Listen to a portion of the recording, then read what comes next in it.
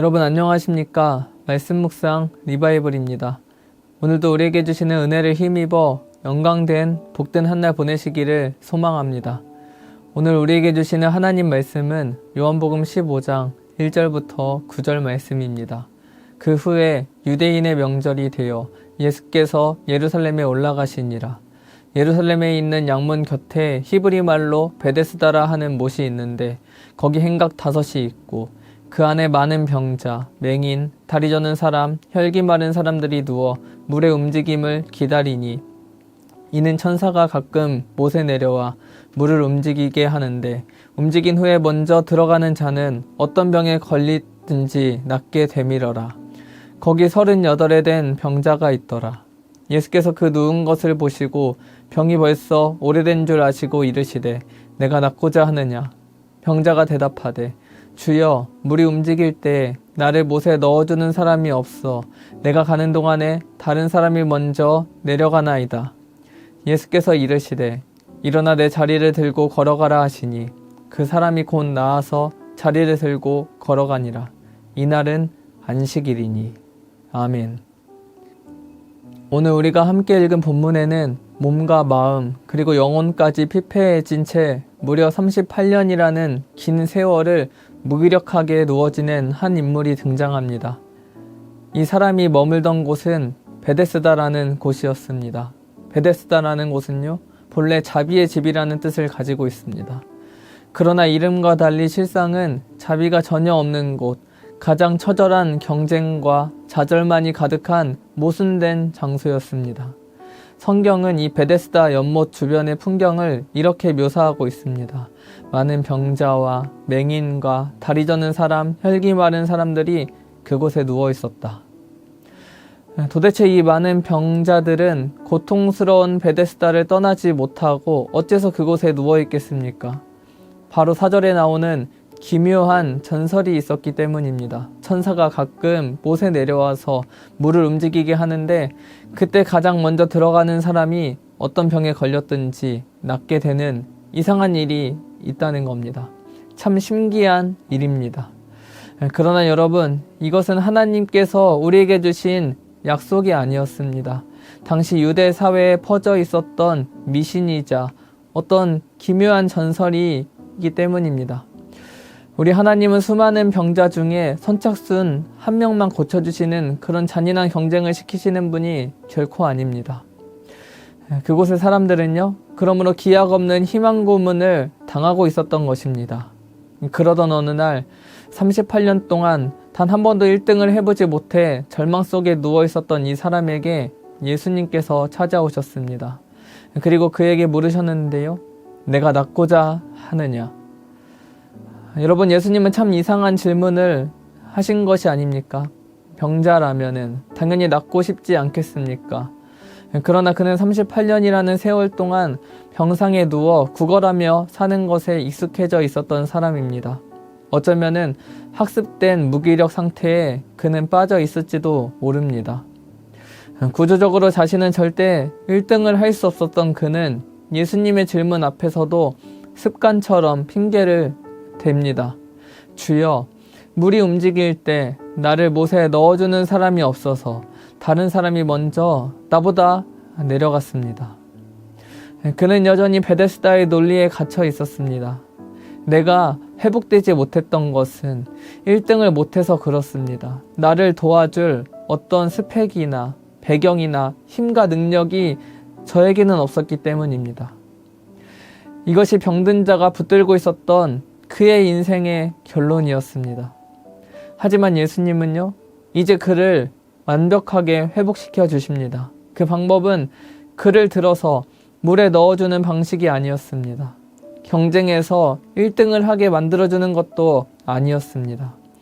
예수님은 미신과 경쟁의 룰을 완전히 깨트리는 새로운 방법을 그에게 선포하셨습니다. 일어나서 내 자리를 들고 걸어가라. 예수님은 3가지 명령을 하십니다. 첫 번째는 일어나는 것입니다. 절망의 자리, 패배의식의 자리에서 깨어나라는 것이죠.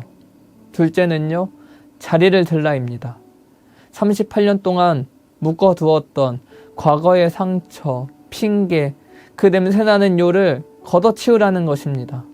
세 번째는요, 걸어가라 말씀하셨습니다. 이제는 주님의 말씀을 의지하여 새로운 인생을 향하여서 나아가라는 예수님은 명령을 하신 겁니다.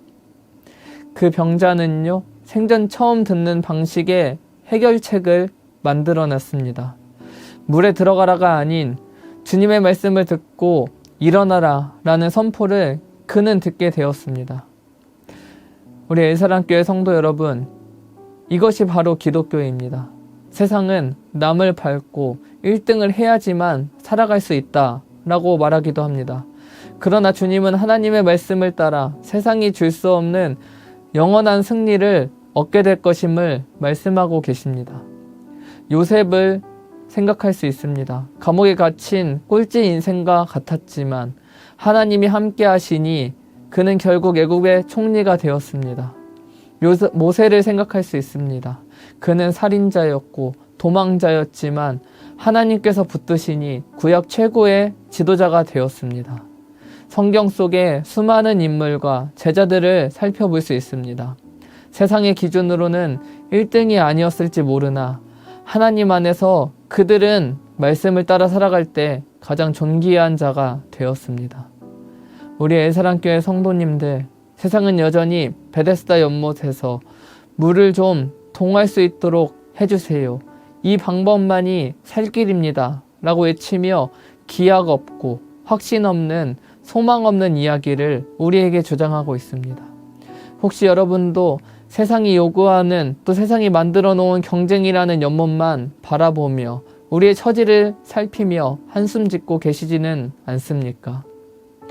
그러나 주님은 세상이 강요하는 무한 경쟁의 고리를 끊으셨습니다. 선착순이라는 그 한계를 넘어서 오직 예수 그리스도를 주권적인 은혜로 우리를 붙드시고 그 말씀으로 살아가는 인생을 살리려 하십니다. 38년 된 병자처럼 무기력하게 누워있는 우리의 영혼을 향해 주님은 내려오셨고 예수님은 오늘도 우리에게 말씀하십니다. 일어나라. 내 자리를 들고 걸어가라. 경쟁이 아니라 바로 하나님께서 우리에게 주시는 은혜가 답이며 세상의 소문이 아닌 주님의 말씀을 따라 살아가는 것이 우리 인생의 능력이라는 겁니다. 하나님께서 은혜 주신 오늘 하루 가운데 우리에게 말씀하여 주시는 주님의 음성을 깨달아 절망의 자리가 있다면 털고 일어나고 생명의 길로 걸어가 하나님께 귀한 영광 올려드리며 찬양하며 경배하는 영광의 한날 살아내는 복된 한날 되는 우리 엘사랑교회 모든 성도님들 되기를 예수님의 이름으로 축원합니다. 함께 기도하겠습니다. 사랑과 은혜가 풍성하신 아버지 하나님, 오늘도 세상의 치열한 경쟁의 항복판에서 예수 그리스도의 참된 소망을 보게 하시니 감사드립니다. 우리는 때로 38년 된 병자와 같이 세상이 정해놓은 선착순의 굴레에 갇혀 좌절하지만 오늘도 우리를 부르시는 주님의 음성을 들으며 은혜의 자리로 나아갈 수 있는 담대함을 허락하여 주옵소서. 그러므로 과거의 상처와 패배의식의 자리를 걷어차고 경쟁에 갇혀 살아가는 것이 아닌 주님의 은혜로 살아내는 복된 한날 되게 하여 주옵소서. 그러므로 말씀의 능력을 힘입어 일어나 믿음으로 하루를 걸어내고 그러므로 하나님께 감사와 찬양하며 영광의 인생 살아내는 우리 모두가 되게 하여 주옵소서. 감사드립니다. 우리 구주 예수 그리스도의 이름으로 기도하옵나이다. 아멘. 이 시간 합심하여 함께 기도하겠습니다. 우리들의 오늘 하루와 가정과 자녀들이 세상이 만들어 놓은 베데스다의 경쟁 논리에 갇히지 않게 하옵소서. 하나님과 동행하는 것이 인생의 승리라는 믿음의 법칙을 붙들고 살아갈 수 있는 우리 모두 되게 하옵소서.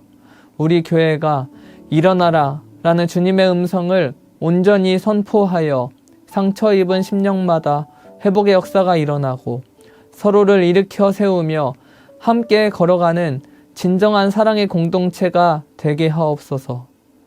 이를 위해 앞에서 세우신 담임 목사님과 모든 성도님들이 성령 안에서 온전히 하나 되어 늘 성령의 충만한 임재를 경험하고 그 능력을 힘입어 하나님께 귀한 영광 올려드리는 우리 엘사랑교회 되게 하옵소서. 우리 이 시간 이러한 기도 제목을 놓고 합심하여 함께 기도하겠습니다.